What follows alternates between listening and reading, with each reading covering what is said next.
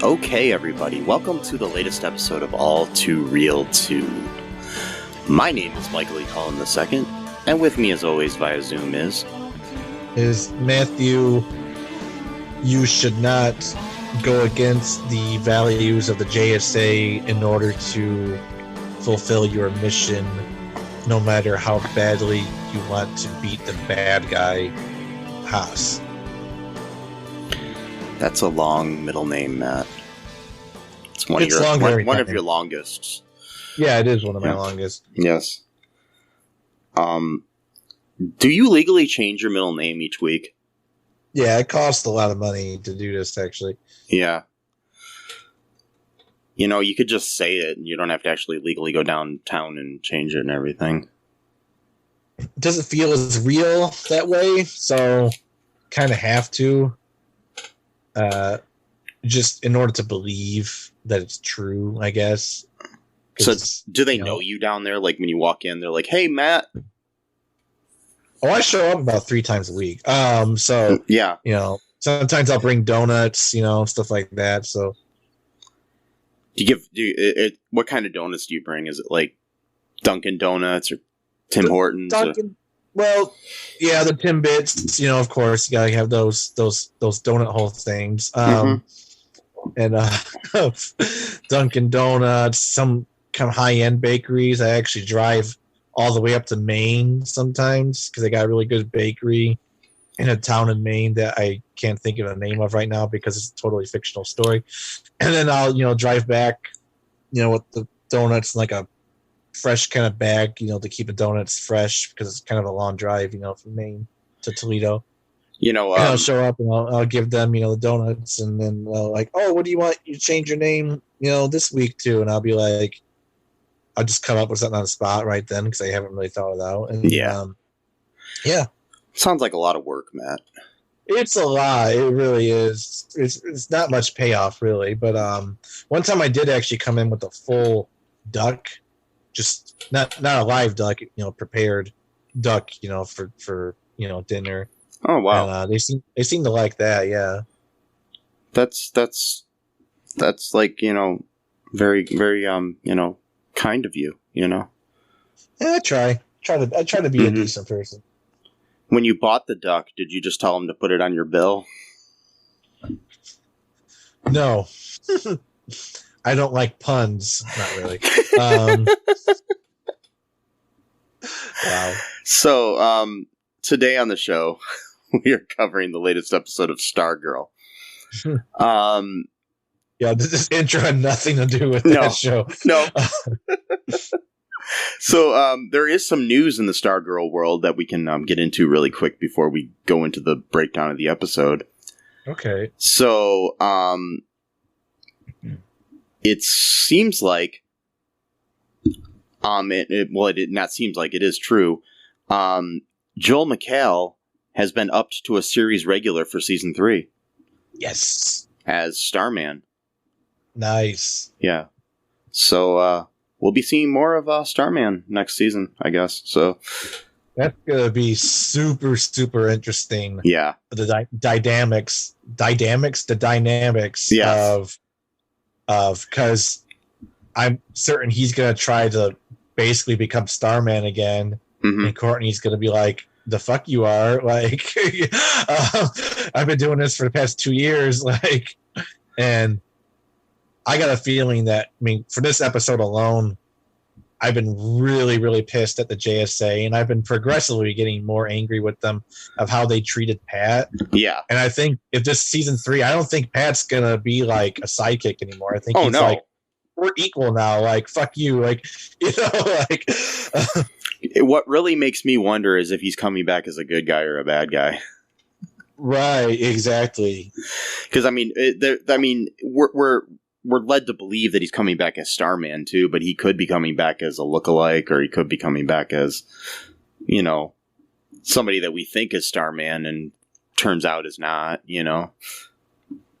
Right. I mean, exactly. Joel McHale. Yeah. It didn't say that he's going to be Starman, did it? It just Oh, said it kind of did, gonna... but it didn't really say, but then again, you don't know, you know what I mean? True, yeah. Or it could be freaking Brainwave doing shit again to make himself look... Well, no, he's dead. Yeah. He's Who not knows? coming back, but... Yeah. Who knows with these shows? You never know. Yeah. It's always a mystery in these shows, and nobody's ever dead. That's true. Not really. Yeah, nobody ever dies in science fiction or soap operas.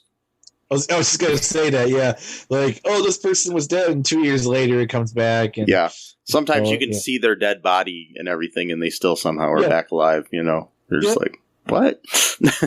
It's like, I faked my own death. I was pulling a Loki or whatever. Or I was in a coma for 2 years, and What if they got so ridiculous with the death too? It's like, dude, I literally saw your body get cut in half. There's no way you could have come back from this. I swear, I think they've done stuff like that on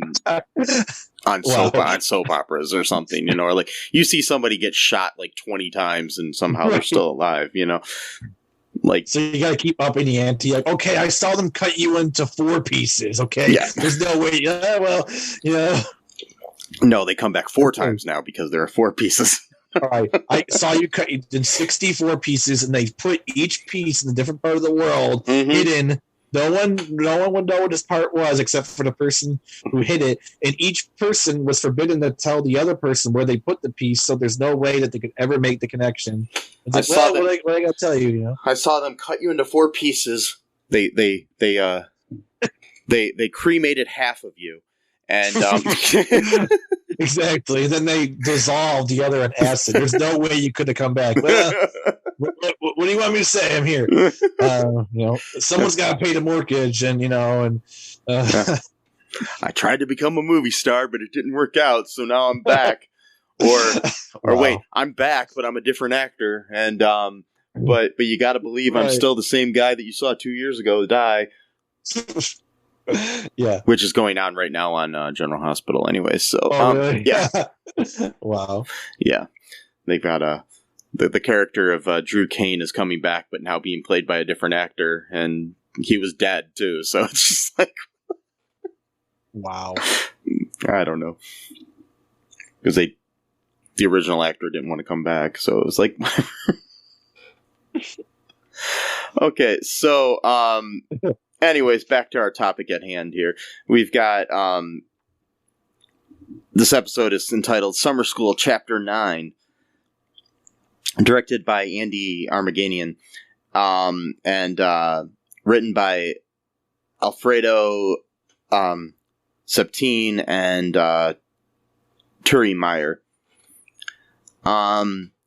So it starts out several decades earlier. And Eclipso is messing with Bruce Gordon. Which is an interesting... I mean, that is a character. He is a character in the comic books. I did look him up. So Bruce is actually a character. It's just funny that he has, like, Bruce Wayne's first name and Commissioner Gordon's last name. Oh, interesting. I wonder if that was intentional or just... lazy writing. I don't know what.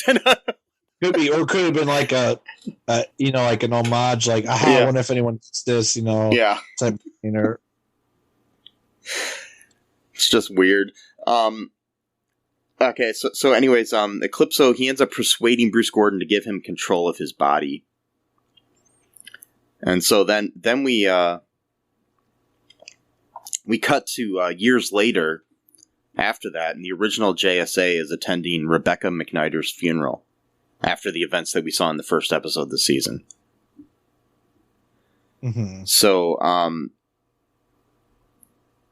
then Starman encounters Shade that the only way, and he talks to him and he finds out that the only way to get rid of Eclipso is to kill his host, Bruce. And that'll force Eclipso back into the Black Diamond. Yeah. So, it's like they've got this like vow not to kill people, but you've got this like whole thing going on, and we get to see for the first time on Stargirl Jay Garrick, played by John Wesley Shipp. Yes. Awesome. Yes. So now we got the official crossover, kind of. Yeah. From The Flash, because Jay Garrick, and it's that exact Jay Garrick. It's not someone else. It's, no. That you see sometimes in The Flash. He's, but this is obviously like, many, many decades, before, but so that's pretty cool. Uh-huh. So it does kind of connect the world of The Flash to the world of Stargirl. Yeah, and in like a weird way, but because there's going to be a lot of probably retconning, because on The Flash he never really talked about his days in the JSA. Then again, though, he probably just maybe thought it was relevant to talk about it, or maybe he still has kind of bad feelings about that time or whatever. So Yeah, it's kind of interesting. Okay, so we've got in this episode here, we've got Pat and Jay Garrick both are advising Eclipso. Are advising. Sorry, are advising Starman not to kill Eclipso, because of that, that goes against their code of conduct. Mm-hmm.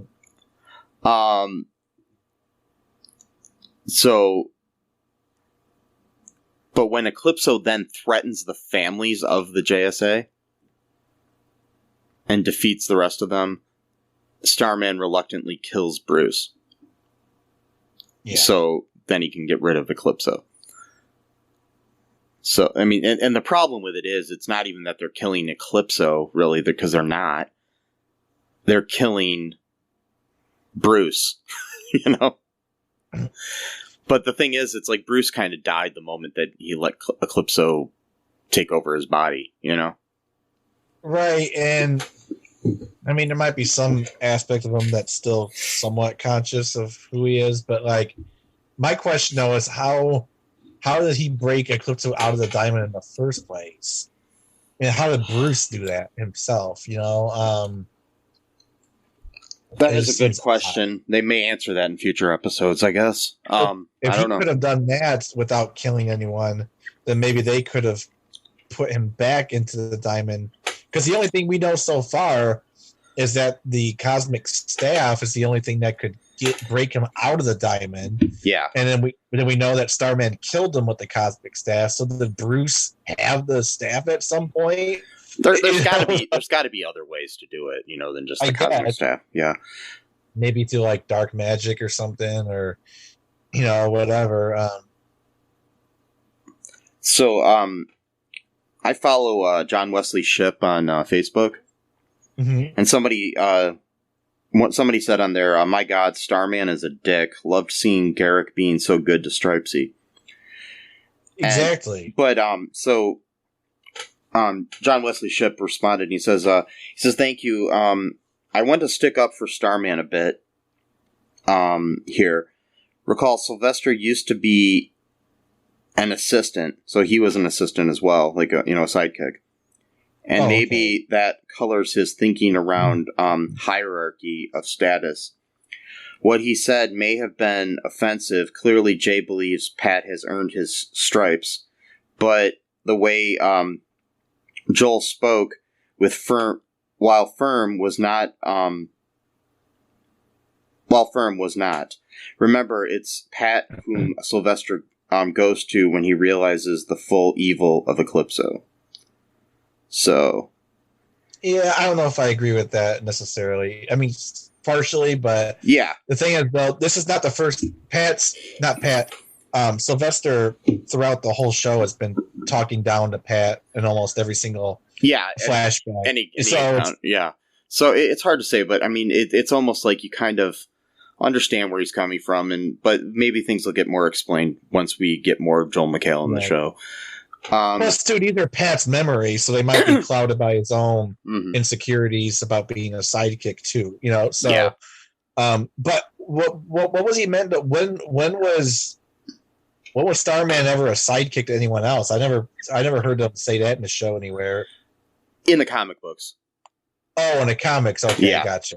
Okay, well, they kind of did. I mean, it was Stars and Stripes were the original, like, but it was still. It's like he was kind of like an assistant to the other people before he became his own superhero, I guess. Oh, so, yeah, no, that was when he was called a Star Spangled Kid. Yeah, right. Mm-hmm. Okay, yeah, that's right. He was kind of like almost like an intern. Yeah, he was kind of like Robin to Batman in a way, but he was like that to the whole JSA.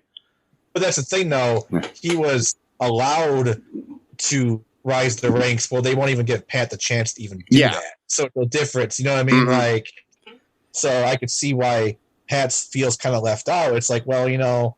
Like, especially when Wildcat called him the mechanic. I'm like, dude, this guy built a fucking robot. Like, that's not a quote mechanic. Like, well, he hadn't built Stripe yet. Well, no, but he still had to have he still had to have the intuition to be someone really great. You know what I mean? Like, so yeah. So then we cut back to like well, we're cutting back here to present day. Courtney and Beth are strategizing a plan to defeat Eclipso without Yolanda and Rick. And then there's this storm rolling into the town. Barbara ends up getting caught in the storm. And while she's there, she sees Icicle in the back seat of her car. Then we cut to Mike, who sees Cameron attacking and taunting him over his birth mother leaving him while seeking revenge for his father's death. So basically, he's we got this whole like scene of Cameron attacking Mike. Basically, we don't know if any of this is really happening or not yet. Which, I mean, but we pretty much know that it's all Eclipso doing this shit, kind of, if you have any kind of common sense. I pretty much thought that was the case as soon as the episode started, at least. Mm-hmm. Beforehand, not so much, because we saw the house kind of icing over, but we also saw that Cameron has developed his own kind of ice powers in a few episodes before that, so, Yeah. I was like, well, it's possible. Maybe he's coming over, or maybe he doesn't even know he's doing it. He's not like doing it for malicious reasons. Maybe he's just coming over and he's icing up the place, Yeah, it's interesting. And during the little fight that Mike and Cameron are having, Cameron kills the dog. It pissed me off. Yeah.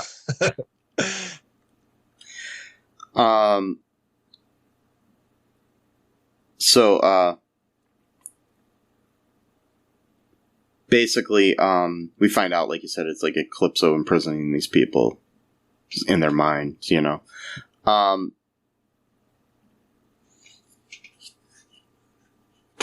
So, do you want to take a break here, Matt, and then we'll talk about the rest of the episode? Yeah, sure. Okay. We'll be right back, folks.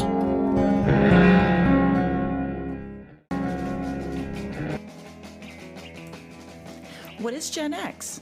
What is the silent generation? What do generations have in common? Hi, I'm Trish the Dish from the Gen X Voice podcast, and I invite you to listen to conversations I have with folks from different generations, backgrounds, beliefs, and experiences in an attempt to see what connects rather than divides us. Even though Gen X has been called slackers, Karens, or not mentioned at all in some cases, we are the bridge generation, so I feel compelled to do my part to destroy ageism by bringing all these voices together. And, as a bonus, each guest gets to answer some 80s questions at the end of each show. So download and listen to Gen X Voice today on Apple, Spotify, Amazon, or wherever you listen to podcasts. And let's see how much we have in common after all. Hi, this is Catherine, host of a new fashion podcast, The Real Fashion School Dropout. Join me as I interview guests every week in the fashion and beauty space, and we gossip on all things fashion and beauty, and even get into some personal stories of their journey in the industry. You can find us on Apple, Spotify, pretty much wherever you get your podcast. Hope to see you there.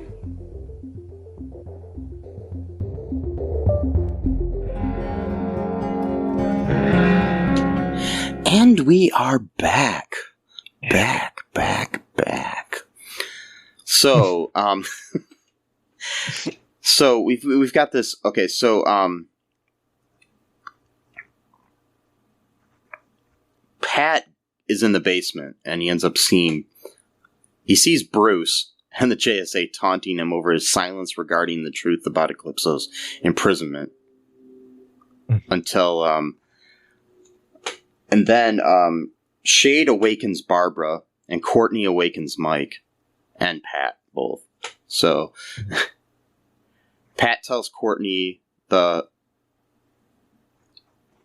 hard and tragic truth of the original JSA, and that and then basically she finds out also that Barbara already knows.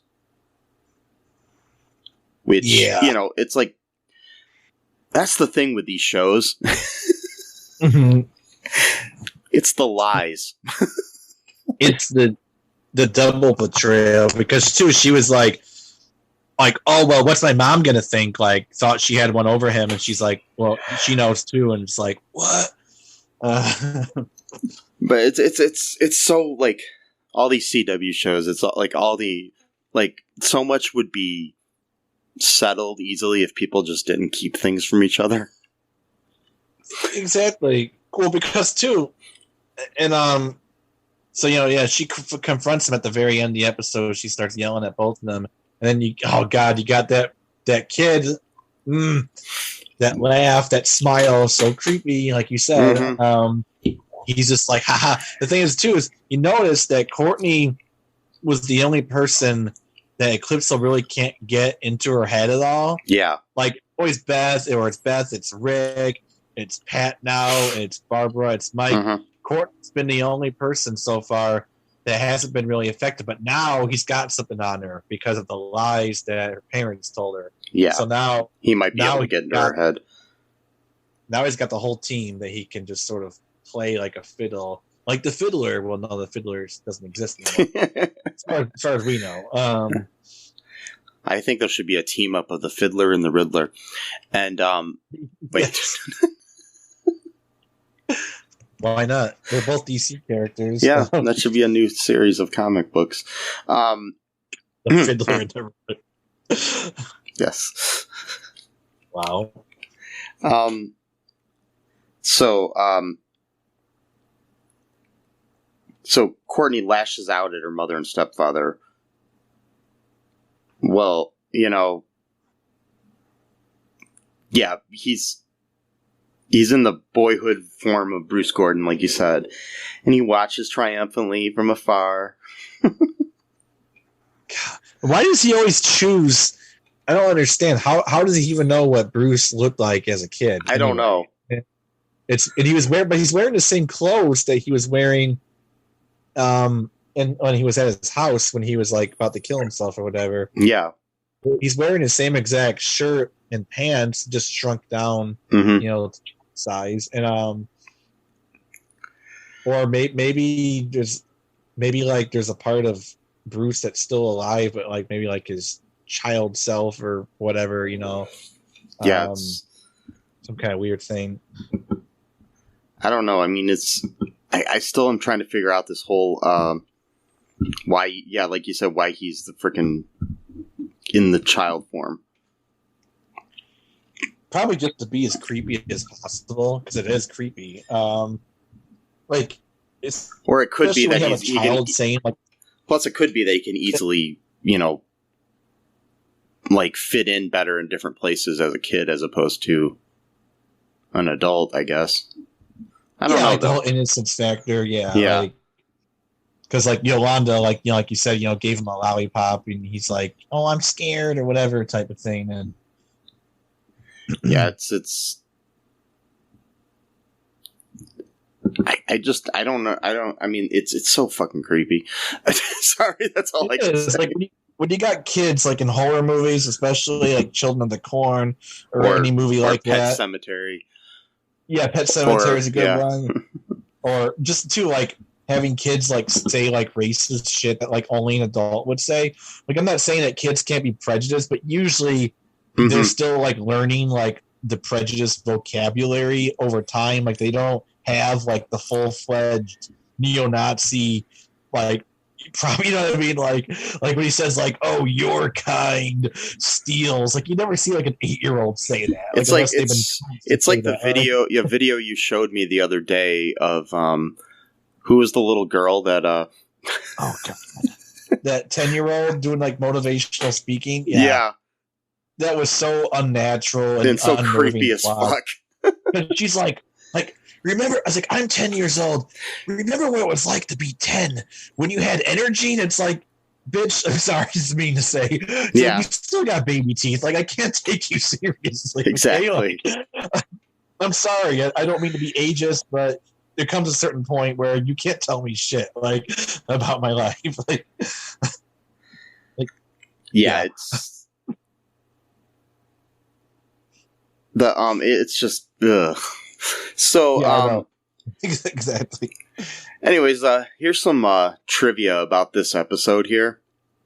In the flashbacks, the JSA treats Pat like a hired hand, saying things like "you're the mechanic," and Sylvester acts like he is a subordinate to him.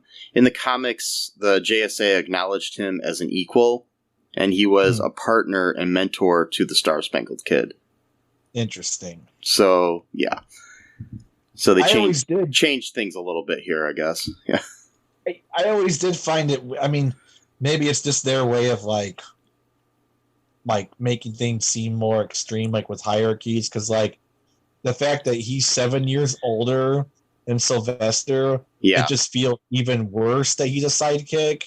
Like, I don't know. Like, I mean, it's bad no matter what, but it's just, like, maybe it's just maybe I'm like, I don't know, but like for it is like kind of like, again, like having like the 10-year-old doing motivational speaking, like have a younger person bossing around an older person just feels. So is he older than Starman?